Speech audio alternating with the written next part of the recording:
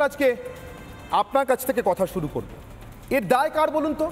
Talk to mayor অনুযায়ী, মানে ফিরহাদ হাকিমের নিজের বলা কথা অনুযায়ী আমি জানতাম এর দায় তার, এর দায় কলকাতার পুলিশ কমিশনারের। তার কারণ তিনি বলেছিলেন কোনো এলাকায় পুকুর বোজানো হচ্ছে বা বেআইনি নির্মাণ হচ্ছে, এটা যদি জানতে পারেন তাহলে সরাসরি সংশ্লিষ্ট থানার ওসির নামে এবার থেকে মামলা হবে, অভিযোগ হবে।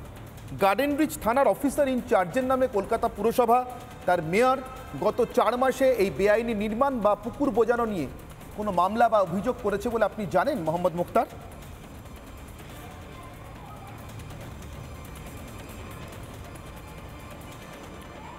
প্রথম আমি জানাই, শুনতে পাচ্ছেন তো? হ্যাঁ শুনতে পাচ্ছি, বলুন। হ্যালো, প্রথম জানাই রিপাবলিক বাংলাকে ধন্যবাদ আমাকে বলার সুযোগ দিল। আজকে যে গাড়ির মধ্যে ঘটনা হয়েছে, একটা বলে দিচ্ছি আপনাকে।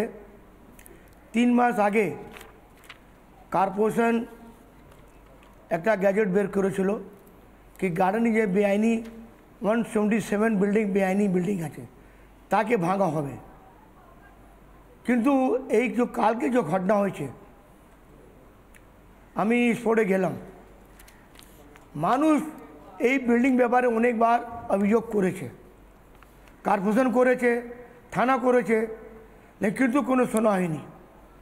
আজকে গার্ডেনে যে বড় 15 এরিয়াতে একদম বেআইনি আনলিগাল বিল্ডিং বাজার চলছে।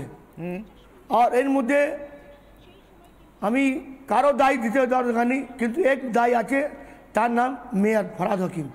উনি সব জানেন কি গার্ডেন যে বড় 15 বেআইনি বিল্ডিং চলছে আর একে রোকার জন্য কারো ক্ষমতা নেই।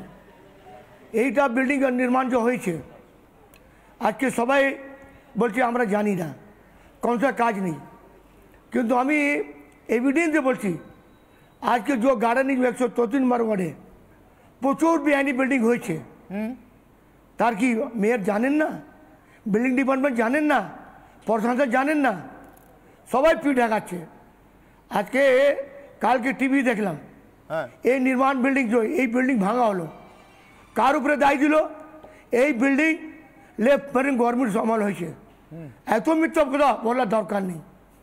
এই বিল্ডিং আমি তত জানি, ওখানে সাধারণ মানুষ বলছে এই বিল্ডিংয়ে 2 বছর হয়েছে আর রেনিং কাজ চলছিল।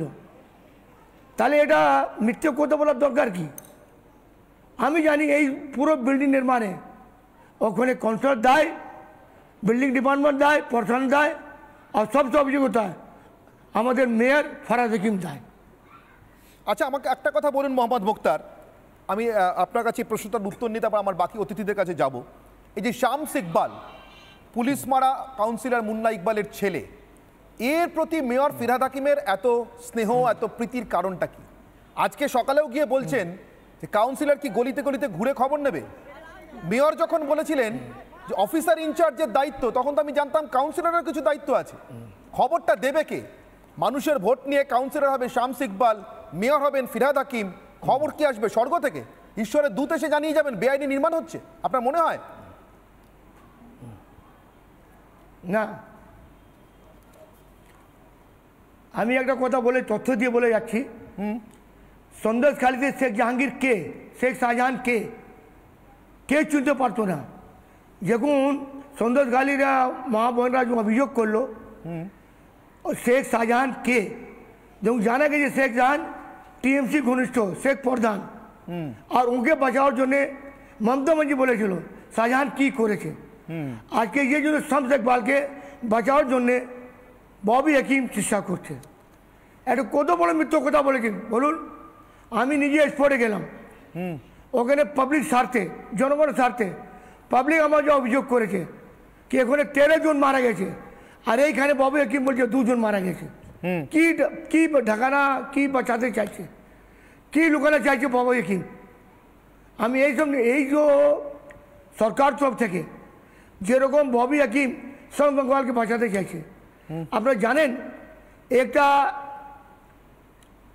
কলকাতা কর্পোরেশনে এই শামস ইকবাল, আমরা টিভি মাধ্যম জানতে পেরেছিলাম, এটা ওডি গাড়ি নিয়ে গেছিল।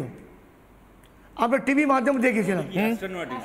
তখন ববি হাকিম বলেনি কেন এই শামস ইকবাল ওটি গাড়ি খেয়ে নিয়ে ববি হাকিম বলছেন কার কর্পোরেশন কে বিল্ডিং কে করছে কোথা কী করছে, এটা মেয়ের কাজ নয়, এটা কনসার কাজ নেই। আমি এত জানি আজকে চেন টু বটমে কাজ হচ্ছে। আজকে বলি বাঁকড়া যেরকম যেগুলো একটা যে বিল্ডিং করছিল তার নাম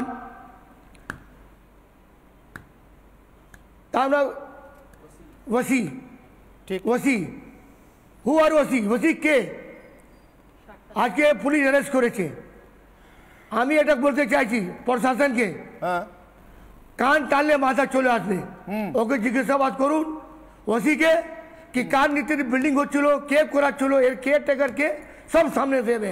ঠিক কেউ ঢাকতে পারবে না। ঠিক মোহাম্মদ মুখতার, আপনি আমাদের সঙ্গে থাকুন। আমি মোহাম্মদ মুখতার, আপনি আমাদের সঙ্গে থাকুন।